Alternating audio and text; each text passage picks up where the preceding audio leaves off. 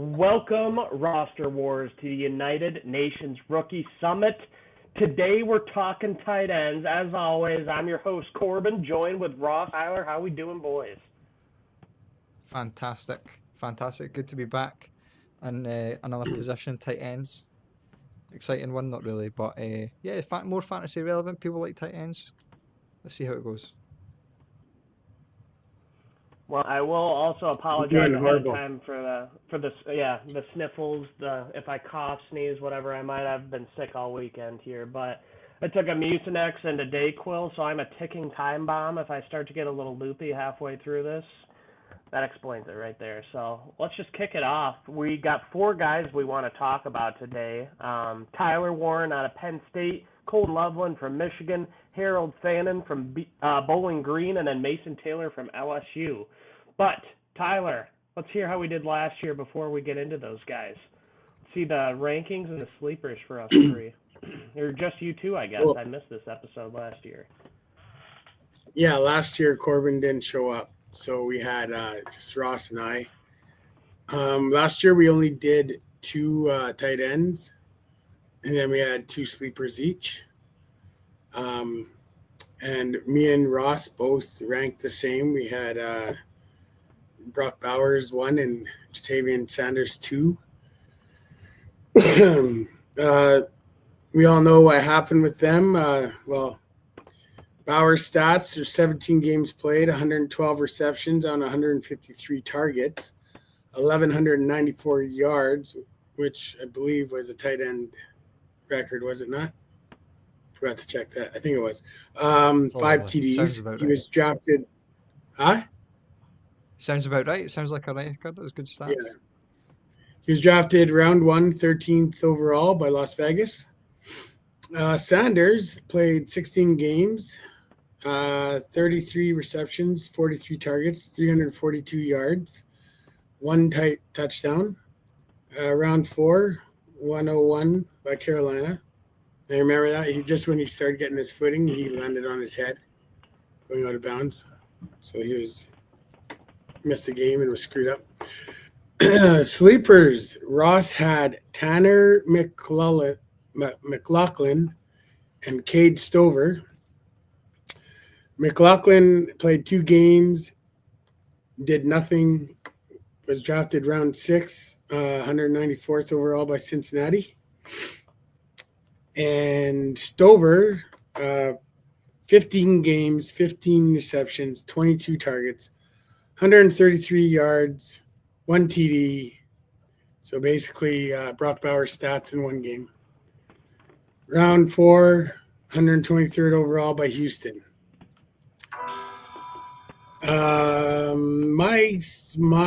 My sleepers were Ben Sinnott and Eric All.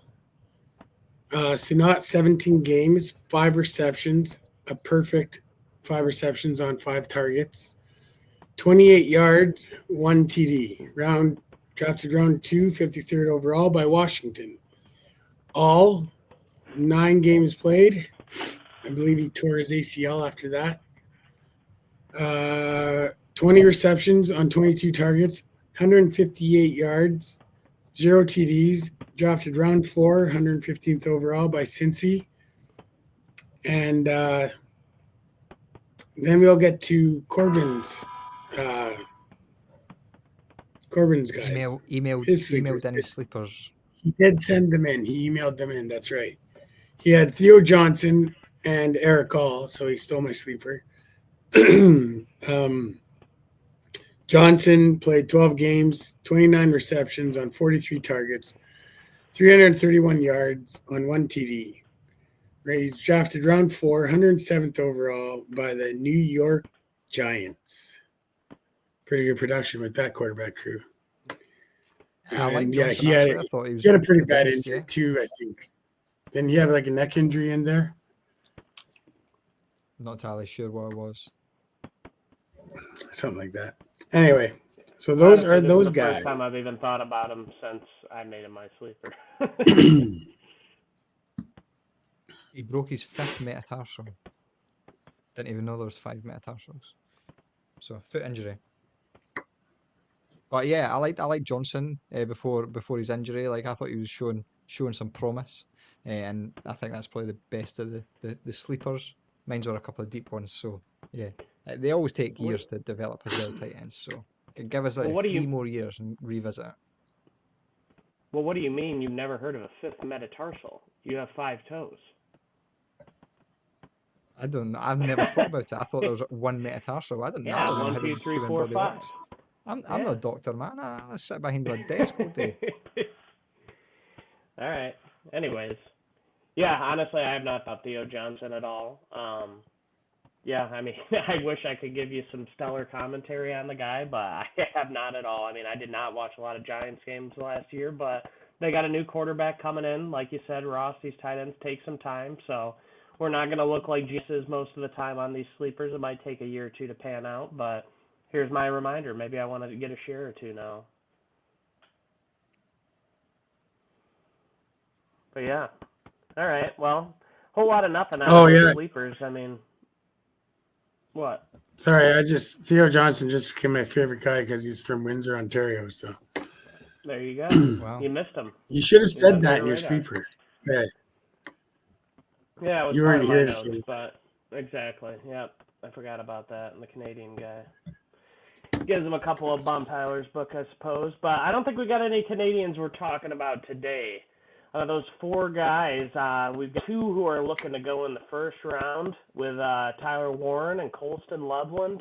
We'll see if the tape backs it up. We'll start off with Tyler Warren here out of Penn State, 22 years old, senior coming out, measured as in at 6'6", 256 pounds.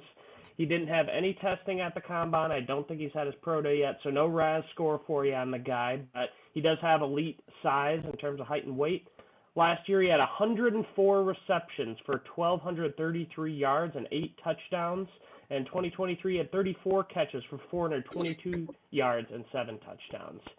He's inverted quarterback that Penn State has used a lot in Wildcat packages this year, and a record setter too. 22 career touchdowns is the best for a tight end in Penn State history. And he had a 17 reception, 224-yard game versus USC, which is a Big Ten record for a tight end. So he's a great prospect. I think he's very, very versatile. But is he a better NFL player or is he a worthy fantasy starter? That's my question. What do you think, Ross? Well, personally, I think he's going to be great. So he's like you said, he's an all-round player. So a lot of these tight ends we talk about being relevant for fantasy are these sort of high target guys who are never actually playing as a tight end. You know what I mean? They're flexed out, the Mike Gesicki mold, I suppose. But Tyler Warren, he's got that side of his game. He's got massive hands. He catches the ball away from his frame, and to me, he's got great like body control and ball skills to high point the ball and make catches in traffic. He's got that side of things, but he's also a good blocker as well. Now, I don't think he's good enough for it to affect his fantasy value. So we see a guy like Darnell Washington who came in and was literally a blocker first, and that's only reps he's going to see at the next level. But Tyler Warren gives you that benefit of being a good blocker and being able to line up as an inline guy, and then go out on a route and catch the ball. And I think he's gonna really eat up those play action passes. And I think about guys like George Kittle and TJ Hawkinson, not to compare the player, but just the usage, and just getting those targets there. So I don't think it's going to affect his fantasy value at all. To be honest, I think you want him on running routes, catching the ball. I think he's going to be great in the red zone as well with that big body, big hands. And yeah, I think he's good at catching off target passes as well. Like Drew Aller is just not a good quarterback, and do not fall for it next year when everyone's trying to convince you otherwise. He made up for a lot of errors there. So to me, great NFL player. I think he's going to be a good fantasy contributor as well. Okay. Tyler? Yeah, I like him. Like you guys said, he's pass catcher, route runner, all that stuff. That's all the same. When I was reading, he's probably best suited for a West Coast or like a spread offense, and really great in 12 personnel packages. Absolute beast of an athlete. Having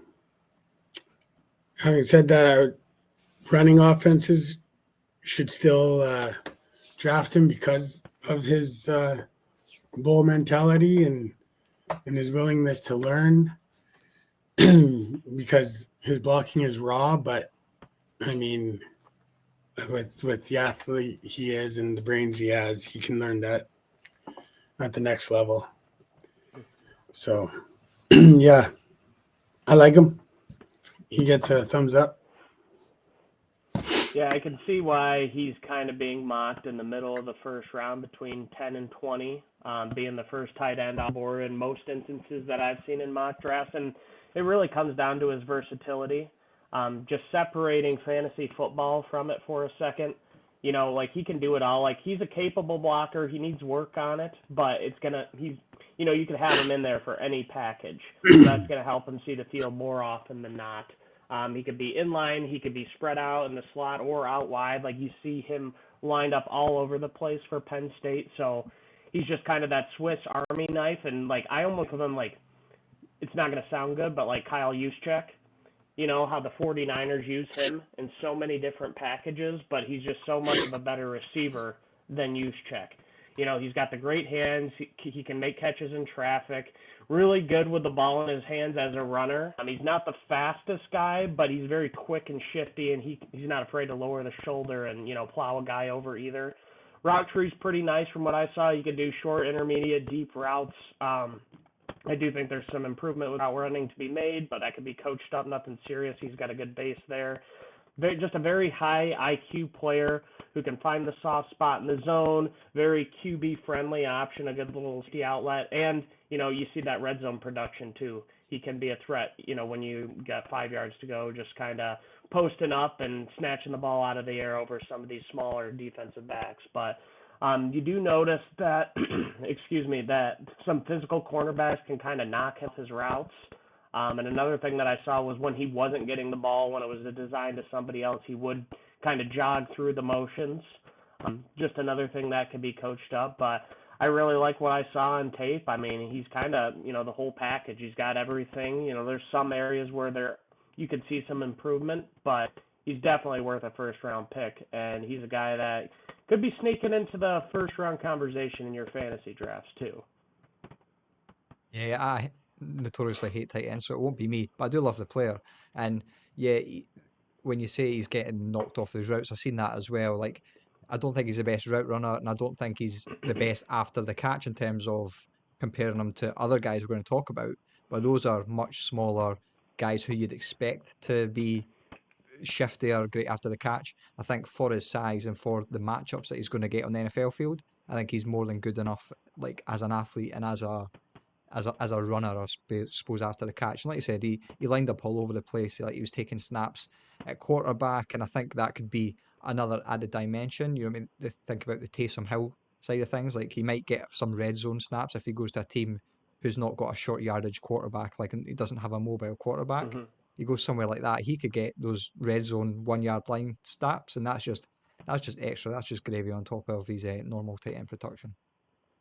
Here's the thing when it comes to yak for tight ends, in my opinion. Like, you think about, like, Travis Kelce, you know, like, he has great yak, but he's not juking guys out of his shoes. He can make a guy miss or maybe, like, run over and then he's going down. And most teams aren't going to look at your tight end and say, okay, like, you are our playmaker. You know, you're going to bust one for, like, 90 yards, make 3 guys miss, and then you're a cloud of dust. You know, he does enough to make a miss and get, like, an extra 5-10 yards out of a play. So it's almost like a box he can check, and he definitely has it just because he relies more on like his kind of shiftiness, his quickness, and then he's not afraid to drop the shoulder pad either just to get a couple extra yards. And as opposed to some guys who are just, you know, they catch it and they're down. He's not like that at all. He keeps trying to look for more opportunities to gain yards. But yeah, definitely a guy to keep an eye on. I'm probably like maybe late first rounder. There's a lot of good running backs, receivers, and quarterbacks. Should definitely be going top of the second, so going to have to use quite a bit of capital to get your hands on this guy. And then next one we'll talk about here, Colston Loveland. He's not far behind in mocks, usually going, 20 to 30, I would say. Some mocks, I'm sure, have him as the number 1 tight end on the board, and I could see why, honestly. He's not quite as versatile. He's more of that, classic Y tight end, that pass catching tight end, or wait, is that the F? That's the F, actually. More of a classic F tight end. But he's 20 years old, coming out of the University of Michigan, junior coming out, measured in at 6'6", 148 pounds. No raz for this guy either, but good height, poor weight on him. It's only a matter of like 6 pounds, so I don't know how they make that determination, but a little bit on the smaller side. Definitely more of a receiving threat than your standard blocking tight end. But last year he had 56 receptions for 582 yards with 5 touchdowns to go along with that. And 2023, 45 catches for 649 yards and 4 touchdowns. So he's had 3 solid years of production at Michigan, despite them, heavily leaning on their run game. He really just kind of plays like an oversized wide receiver, in my opinion. But another guy who you can have inline, slot, outside, so versatile where you line him up in your formation. And there's obviously a need for that. A lot of teams could use a guy like Colston Loveland. What do you think, Ross? Yeah, absolutely. Yeah, he's a guy who's like almost a polar opposite of Tyler Warren, and he moves just differently when you watch him on the screen. I think his superpower is his separation that he gets. Like, he's a really good route runner, but at the top of these routes, like when he's making his break, and these tight ends have like a two-way go, they can go either way because they're in the middle of the field. He's getting easy separation, just a little bit of wiggle at the top, and he's away. And he's crisp in his routes. It's like one cut and he's go, and he's flat so he's horizontal. He's not drifting upfield and letting a defender behind him snatch in and get the ball. He's got big hands, and he's a great at catching as well.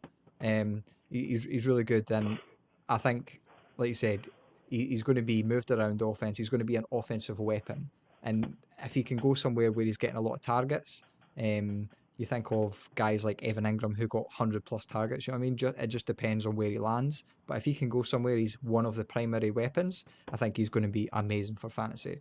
He's great after the catch because of that speed and agility. And I don't think we've got any testing numbers for him. But yeah, he's very good. He pops off the screen. He just moves differently to everyone else. And even wide receivers, like, he's still moving a lot better than some of the wide receivers. The bigger wide receivers that I've looked at this year. Not going to block much. Like, he was in Michigan, so he done it quite a lot, to be honest. He was lined up in line. He was moving across the formation to block guys as a puller, but he's not going to do that at the next level. At least he was willing to do it, and he was in maybe a more of a physical offense. So I don't have any physical concerns with him. I think he plays physical enough. But yeah, quite a different player to Warren, but still is good. And for me, he's a bit more landing spot dependent. And just because I think he needs a high level of targets, he's maybe not going to get as much touchdown production. Yeah. Couple of things. He's got a basketball background from high school. So that helps with his contested catches and his going up for the ball and stuff in his hands. Like you said, he's great after the catch. One reason is he runs angry when he gets the ball. He's willing to take on defenders, but he's also, and unlike what Corbin said about the tight ends and yak yards, this guy has that elusiveness and agility to make people miss once he gets the ball. So he's a bit different that way than your usual tight end. But yeah, it works best in a 12 personnel package. But like Ross said, he can play anywhere. And Ross pretty much said everything. He's another guy that it's going to depend on where he goes, right? Like, if he goes to the Jets, he's screwed. So I think he'll get loads of targets if he goes to the Jets. He's the new Sam Laporta, and we've only got Garrett Wilson, then that's it. But yeah.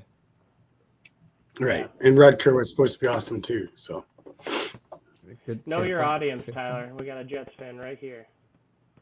I'll always I know. the Jets. That's why I say it. See that behind me? I see it. Flying Elvis. No, I mean, I really like Colston Loveland a lot. I mean, I hate Michigan. I'm a Michigan State fan, but I mean, I saw him carve us up 2 times the last 2 years. Don't really remember him from his sophomore season, but I mean, he plays like a wide receiver. He has all the weapons, all the traits of a wide receiver. The pass catching aspect of being a tight end. The biggest knock on him is his blocking. Ross, you mentioned he's willing to block. Like you see him get his nose dirty, but in the NFL, I just feel like he's more of like a guy who will get in the way, and he's not actually like laying a block. And I'm not sure that's something that even can be coached up. So he might just be, your classic tight end, and that's totally fine. Like offenses in the NFL will still need him, but will he see as much playing time as a guy like Tyler Warren? That's my biggest question about him. I've really got no knocks on his receiving game at all. There's a couple concentration drops I saw in there. There's some room to improve as a route runner. Like you see him kind of round out his routes a little bit. But again, that's something that can be coached up, and just with some experience, he'll get that down. But very, very fluid in his movements. I mean, like you had mentioned, Tyler, with the yak, I agree with you. He's very physical. He's an angry ball carrier. He's agile. He can make a guy miss. Runs a good route tree. Great hands catcher, too. Tyler, you mentioned the basketball background. You could see him kind of boxing guys out on those contested catches and high pointing the ball. So, yeah, I mean, he's a great tight end. I mean, there's nothing to say. I mean, I don't want to spoil my rankings here, but he's going to be fantasy relevant. He will be fantasy relevant. That. The question is, will he be better than Tyler Warren? That's the big question in my mind.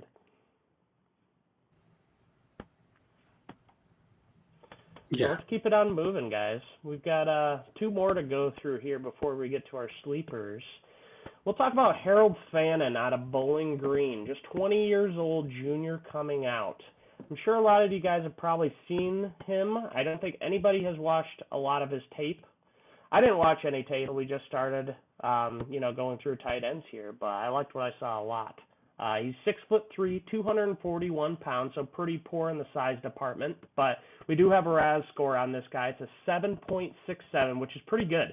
Not elite, but still very, very good NFL-worthy athleticism. He had a 4.7 140 with good splits, good explosive and agility scores. He had an elite 3-cone, which is really nice to see. It kind of is more about like change of direction. You want to see like linemen, their 3-cone score is very important. And, with tight ends too, it just shows like how you can kind of move laterally and, change of direction. So nice to see that score. That's one of the combine workouts that I actually do lean on heavily, especially for certain positions, and for wide receiver, tight end, this is one of them. But last year, 2024, he had 117 catches for 1,555 yards and 10 touchdowns. That led FBS in receptions and receiving yards, and he's the first tight end in history to lead both categories in the same year. And then in 2023, he had 44 receptions for 623 yards and 6 touchdowns. He was the MAC Player of the Year last year. In my opinion, he's probably the best route runner in the class. He's got great tempo, footwork, consistently creates separation from, linebackers, cornerbacks, safeties, whoever is guarding him. I am super, super high on this guy, and I did not think I was going to like him going in, and I went in trying to be critical, and I was blown away, if I'm being perfectly honest. What do you guys think about him? I'm quite surprised. Well, not surprised, sorry. I feel differently about Harold Fannin. And watching him, it's like, great, yeah, he's getting 100 catches, which is obviously amazing. Production's great. I'm not really as bothered about production for tight ends. I think being an elite athlete can do a lot for you. And I think it's a position in the NFL that takes time to develop, because it's probably very different to what they're used to in college. And so I think production's maybe further down the list for me than it would be at other positions. I'll talk about things I like about him. I think he's got incredible ball skills. Like, he catches the ball away from his frame, but his ball tracking ability is like truly special. So down the field, like, he's tracking it over his head and extending out past his frame and catching the ball and coming down with some great catches. He's relatively good after the catch as well. I think that those skills are really NFL translatable. So running down the seam, catching the ball in traffic over your head is really translatable. And he had a career drop rate of 2.6%. And that's not just 2.6% on 30 targets. You know what I mean? He had an insane amount of targets, an insane amount of catches, and he still had a very low drop rate through that. So yeah, those are the positives. For me, I didn't see that he was as good a route runner. Like, I think at times he struggled to separate against man coverage, and he was really sort of blanketed at times. I'm not saying it's every single snap because he is playing at a lower level as well, and he did bully some guys. But I think he's good in contested situations. He's got the ball skills, but for his size, I would like to see more athleticism, more as a route runner as well for the role that I'm projecting him to play at the next level. I think he's going to be those smaller sort of move tight ends like Evan Ingram, Sam Laporta we've talked about, Mike Gesicki. Um, Actually, I think one comp is Jonnu Smith. I think that's where he's probably going to be best used. If he goes somewhere like Miami, who's got him just now, he's used very well. So to me, he's a lot more situational than I was expecting. Just looking at the box score before you see him, like you said, wow, amazing numbers. But then when I turned on the tape, I was left wanting a little bit. I think the speed's there in a straight line, and after the catch, he's definitely got that. To me, I was surprised by the three cone because I thought like he's route running, like at the top of his routes, he could be a bit shiftier for his size, and maybe that's where I'm getting caught a wee bit. But just trying to project him to the next level, I think he's maybe not the archetype that I would want him to be. He's actually like the inverse. Like he's great in contested situations and he's got great hands, whereas I'd want him to be a bit more agile and yeah, elusive, I suppose, in the route specifically. Okay. Tyler? Did you guys mention his high school position? No. I didn't catch was if it? he did. No, Was it edge? His high school position. Huh? Was tell he us, edge tell rusher? us. He was in high school. He was a wide receiver and safety, and he was highly recruited as them. That's why he had a slow start as a tight end when he got to college, and that's why the production picked up this year. He does have elite athleticism. The other thing is 2024, he logged snaps as an inline tight end 43.6% of the time. In the slot, he was 28.6%, and out wide, he was 27.8%. He he does lack size as a tight end. He lacks size and strength, upper body strength. But even though he even said that, he is a surprising blocker for his size. So he could become a better blocker if he puts on the weight and the strength. But yeah, everything else you guys said is spot on. Yeah. Well, you had a couple of good points there, Tyler. I mean, I do agree that, his size is probably his biggest limitation. He's 6'3", 241 pounds. He's a big wide receiver, and I came in without knowing anything at all about the guy, and I was like, okay, this is a MAC school player. He's probably the best player on the field, and so Bowling Green is just peppering him with targets and just running their offense through this guy. And that is still correct. Absolutely did do that. He was the best. But my first two games that I watched were Penn State and Texas A&M, and those were two of his best games the entire season. And those were the two games where he saw a lot of single coverage. And he's dominating SEC and Big Ten defenses. Texas A&M, decent team this year. Penn State's a playoff team with a great defense. And he was able to carve them up. I think he went over 100 yards and a touchdown at least in both of those games. So against the highest competition, those were some of his best games. Also, those were the two games where he saw the most single coverage. He still dominated MAC competition with double coverage, whether it's like a safety over the top or cornerback, nickel, linebacker, it didn't matter. Line him up, and he'll knock him down. I've looked into him a lot more than anybody else, and I didn't plan to. I usually just watch 2, maybe 3 different games just to get a decent sample size. I watched about 5 games on this guy. I can't remember the 3 schools that I watched, like the lower MAC ones, just kind of like click through those just to see, because the competition is usually a better indicator of how they're going to translate into the NFL, in my opinion. And I really came away just pleasantly surprised with everything. Like, I was thinking, okay, yeah, he's a small guy, but he's not going to be able to block. NFL teams can't use him. He's actually like a sneaky good blocker. Like, probably isn't going to hold up in the NFL, and, a lot of it is against MAC competition, but very good blocker for his size, like you mentioned, Tyler. I still think he's more suited to just be that F tight end role, not that inline guy. You know, he might be in like the slot, and you could still use him inline. But when it comes to the pass catching aspects of his game, I mean, he's got great hands. Ross, he had mentioned the 2% drop rate. I saw that he only had 2 drops in his college career with over 171 career targets. Out of 171 of those were drops. That's insane. And then for his yak, he led all tight ends with 873 yards after the carry and 34 broken tackles. That's a guy that I want on my team. And you see him going like second, third round, and I'm like, how is this guy not sneaking into the first round if Eric Ebron was damn near a top 10 pick? You know? I mean, I love the guy a lot. Like, I know, I understand that, but I'm just saying, like, there are successful catching tight ends, like an Evan Ingram, you know, for example. You know, there is a role for those guys in the NFL. So I almost want to say he's the one tight end in this class. But my concern is when you got Tyler Warren and Colston Loveland who are getting that first-round draft capital, teams are going to give you more targets if you're a first-round pick, just to satisfy the fans, or, you know, they want to, like, kind of, you know, give you, like, a push start, you know, just to get you off to the races a little earlier, just give you more volume.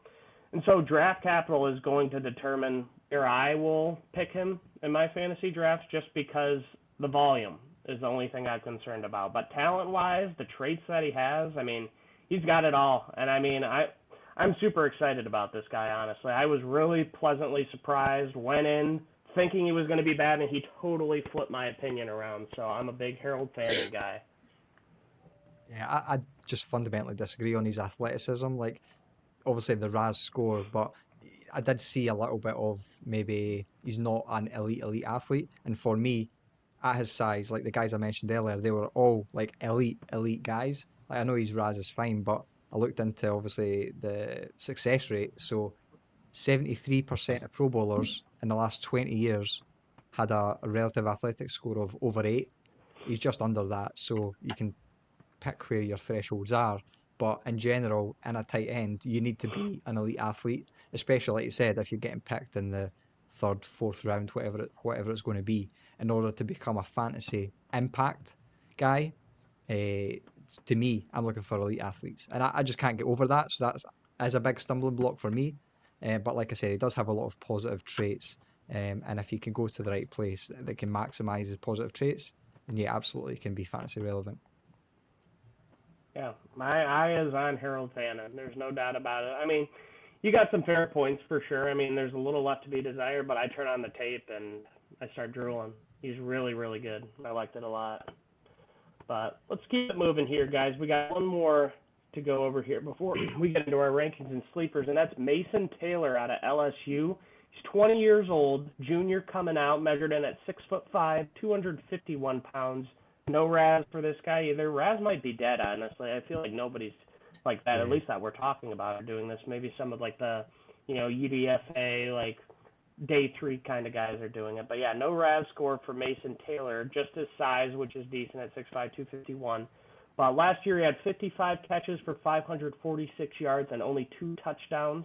2023 he had 36 catches for 348 yards, only 1 touchdown. He's the son of Dolphins defensive end Jason Taylor and the nephew of the Dolphins linebacker Zach Thomas. Pretty solid guy overall. I was a little underwhelmed, if I'm being honest. I think he's solid. You know, there's some things to like about this guy. I just think that he's in a different tier than these 3 guys that we've just mentioned. Yeah, I think first of all, he's a great athlete. I think he is. I know we don't have the testing, but he moves really well, and it really shows after the catch as well. Like he's definitely got the straight line speed anyway, and he does have a little bit more physicality as well. He needs use it to get a few yards after the catch when he needs that. I saw him hurdle a guy as well, which is just straight away you're like, right, this guy's a good athlete. I think he had some nice catches, and seen him like use his body over the middle of the field to shield the defender from the hit, sort of making catches outside his frame to adjust to bad throws.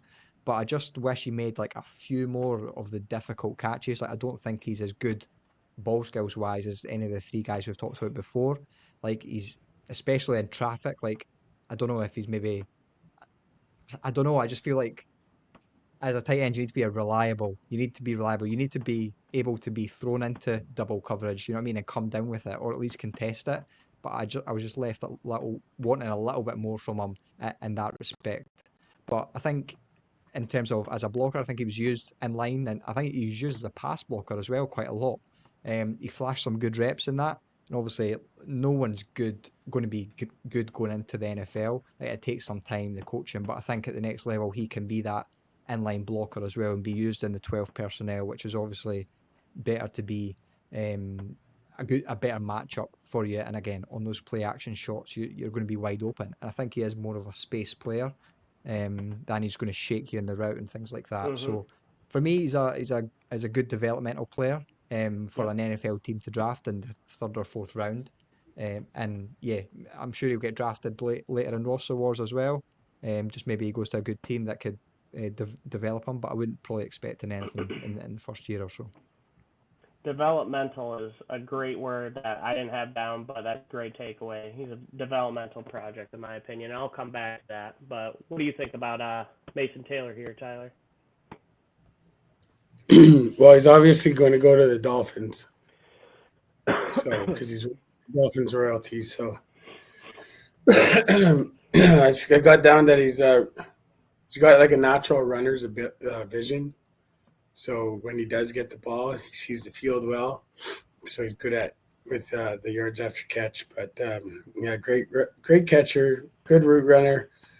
It's surprising that considering who his dad and uncle are, that he needs work as a run blocker, and that he gets overpowered by edge rushers. So he needs to work on that when he's playing on the line. And they got down that he didn't get a lot of inline tight end experience in college, so they must have had him moving somewhere else. But that's about it. I had him in the college draft we did this year, and I thought he was just excellent for me. Yeah. I finished. I was so finished. So. Well, I think that he's just a very well-rounded tight end, and he has a very good foundation to build on. But like you mentioned, Ross, he's a developmental project because he does have traits, and you see it, you know, like the yards after catch is one thing. He had over 700 career yards after the catch. You know, so when he gets the ball in his hands, he's very good. I think that there is a lot to be desired, you know, with his jump ball, his contested catch ability, but I did think his hands were very good. He understands zone concepts. He's a friendly option for a quarterback to dump it off when the play breaks down. He moves to the soft spot in the zone. You see that quite a lot on some of his snaps. I didn't think speed was the best, but he was very quick, which I like to see. I'd rather my tight end is quick over, you know, just straight line speed. And then he is a solid route runner, but I have questioned whether that's going to translate to the NFL because you see a lot of these head fakes in college, and it's just not going to work at the NFL level. I didn't think he was super explosive out of his routes, and, you know, those head fakes aren't going to work. It's more about footwork and technique and leverage. So he needs to get a little bit more experience with that. And then also he wasn't used too much as an inline blocker. He's mostly as a slot outside. So, yeah, the blocking too, you know, it needs work for sure, run blocking, and that comes with, you know, he wasn't really used as an inline blocker very much. So that's just going to limit the amount of time that he sees on the field as a rookie at least. But in 1-2 years, yeah, I could absolutely see him developing into a fantasy option. He's, you know, a mid-round guy that just stash on the taxi squad, and, you know, after 1 or 2 good games, someone tries to poach him, you promote him, and, you know, go from there.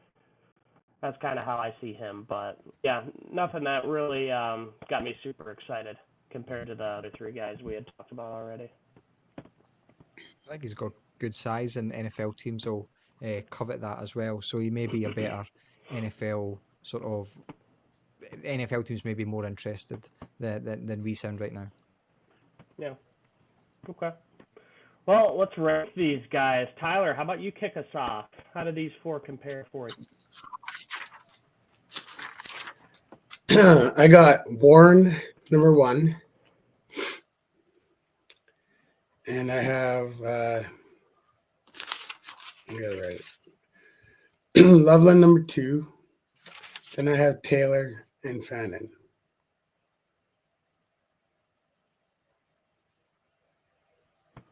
All right, Ross. How about you? Warren number 1, but I'm quite clear in that Warren's number 1. I don't think it's as close. I just think he's got maybe more of a red zone threat that doesn't require a great landing spot. Obviously, it may change, but I think he's got that maybe. Yeah, he's safer, but I think he's got that red zone style that I prefer. And then Loveland, and then it's closer between Fannin and Taylor for me. I'll go Fannin, but I do like Taylor maybe more longer term. I just don't believe in Fannin, but we'll see. See, if I really wanted to put my nuts on the line here, I would put Fannin number 1 overall. I do think that he is the best value of any tight end in this draft because you're possibly using a first or a high second round pick to get Warren or Loveland. But with Fannin, you could get him back into the second, the third round. And this isn't just for roster wars, it's in your other drafts too. Like, keep this guy in mind, like, don't listen, let him fall as far as possible so I can gobble him up. But yeah, if he goes first round, like, he might actually be the number 1 tight end in this class, in my opinion. Like, just imagine if he goes like late round to say like the Rams or something like that, like, I mean, it could happen. I don't know. We'll see how it shakes out, but I think he could be a sneaky pick in the back end of the first round or early second. So, but my rankings will go, huh? So you're taking Fannin 1? It just depends on draft capital because if he's like second or third round pick, he's not going to get the targets that a Loveland or a Tyler Warren will. So my rankings are going to be Colston Loveland number 1. JJ heard that. I put the Michigan player number 1 at a position group. I do think that he's the better F tight end than Warren. He has the better receiver skills. He's also 2 years younger than Tyler Warren, which is something to consider for Dynasty Fantasy Football. But then to Warren's number 2. Definitely the most versatile in the class. He's more of that classic Y tight end. He's definitely the best in the class as a Y tight end. I think he'll see a lot of usage his first year, early on in his career. But it's just kind of that receiving skill set that Loveland has, and he's going to have that first round capital, so he'll have the usage to go with it. That's why I've got him there, and I also like him going to the Chargers, joining Jim Harbaugh with Justin Herbert, and they could use more weapons. So. And then you think about Tyler Warren going to maybe like the Colts. I like him as well there. So, yeah, I'm going Colston Loveland 1, Tyler Warren 2, Harold Fannin's number 3, but again, great value there. And then I got Taylor rounding out at number 4. And I don't know how you can even think it's close between Taylor and Fannin. You turn on that tape side by side, Fannin is head and shoulders better in every single regard. Every regard. I would agree. In college, he is, but my part of this is projecting to the NFL, and I think Fannin maybe his game doesn't project as well. That's my whole thing with Fannin, and I may be wrong, but it's just I just can't get over it. That's my thing. All right, fair enough. Well, I'm putting my flag in Harold Fannin here, so just remember me. I'm the fit guy on this podcast. So let's hop in here and get to some sleepers. Tyler, how about you kick us off? Who do you got?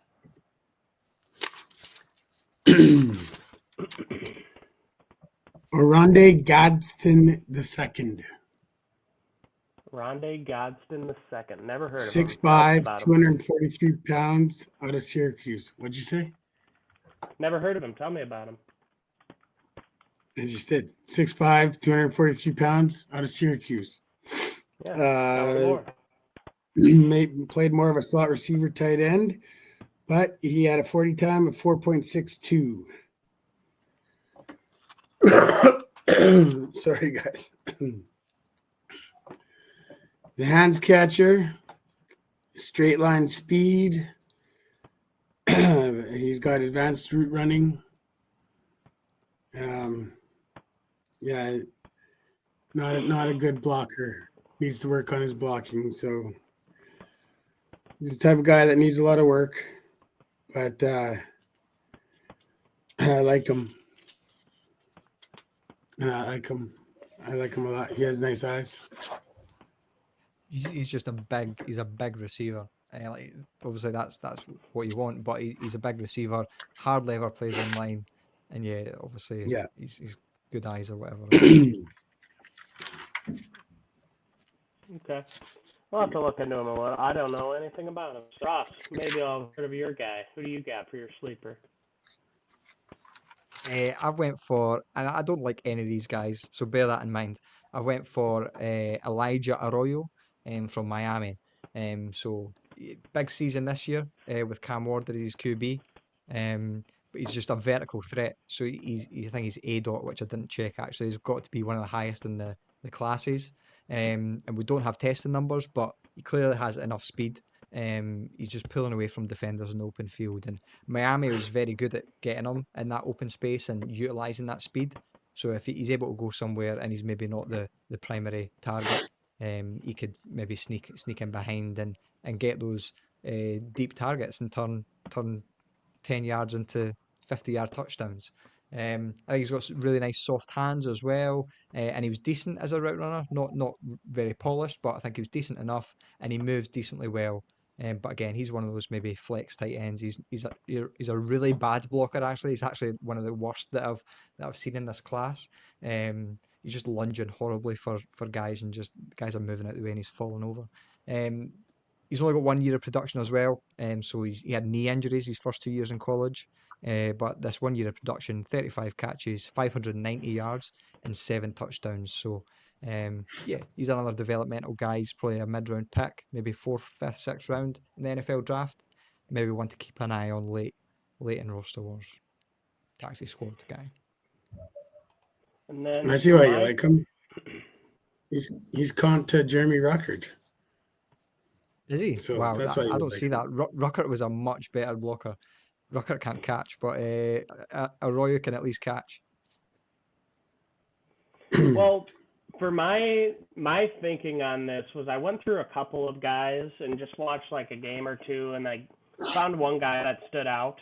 And what I'm really looking for here is somebody who's a good blocker because they're going to see playing time, earlier in their career, and they have assurance. You got to be a reliable outlet for your quarterback. So I came up with Luke Lachey. It's not because he's from Iowa. He's 23 years old, senior coming out.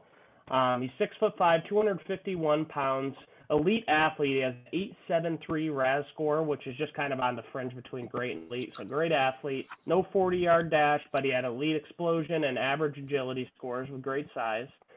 Not a lot of production out of him, though, but again, Iowa's offense is ass. 2024, he had 28 catches for 231 yards, 0 touchdowns. 2023, 10 catches for 131s and 0 touchdowns. That was in 3 games because he had a very significant ankle injury. He missed most of the 2023 season, but back in 2022, he had 8 catches for 398 yards and 4 touchdowns.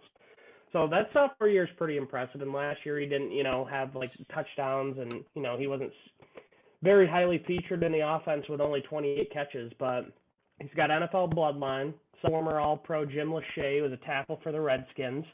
He's a really good blocker. There's some room to improve there, but pretty savvy blocker. And I like what I saw with the ball in his hands. He did flash some good yak, some shiftiness. He's quick with the ball in his hands, physical too.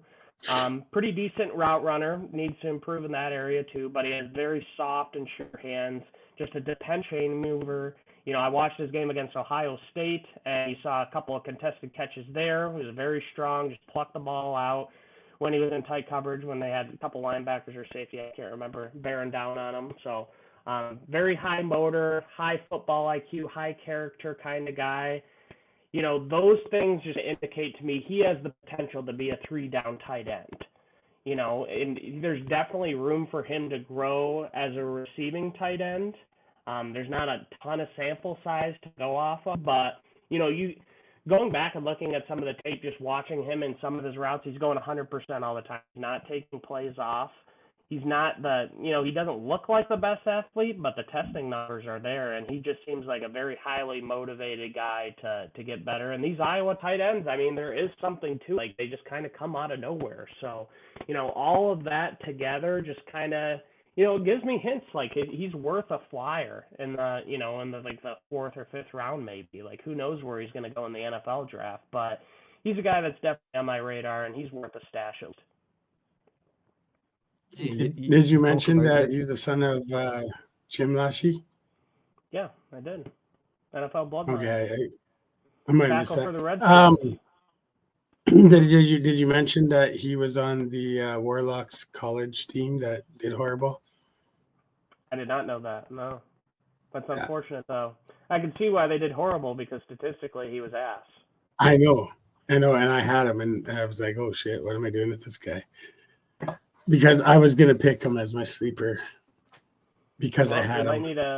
you might need to shift him over, man. Yeah, I can see why you get scared from the production, but if you turn on the tape, he's a pretty solid athlete. He's got room to improve as a receiver, but you can see the three down potential, and that's kind of what I'm looking for when you're just taking a flyer on a tight end. Most of the time, these guys aren't going to pan out and be anything that's even worth rostering on your fantasy football team. But this guy, let's give him a couple of years and see if he can get some traction. Has he got You've Rob got Gronkowski potential? I wouldn't say that. If I'm a gambling man, no. But doesn't everybody have that potential, I guess? You could have a Tom Brady in the 6th round. Tyler, you've got But Rob no. Gronkowski potential. I still believe in you. Yeah. Yeah. That's a better way to put it. Sorry, I missed that. Something weird happened there. Don't worry about it. All right. Well, yeah, that's gonna do it for this one, guys. But we're doing a twofer for the people. We'll be right back for you covering the Edge class. So stick around. Talk to you later, guys. Have a good one. See ya.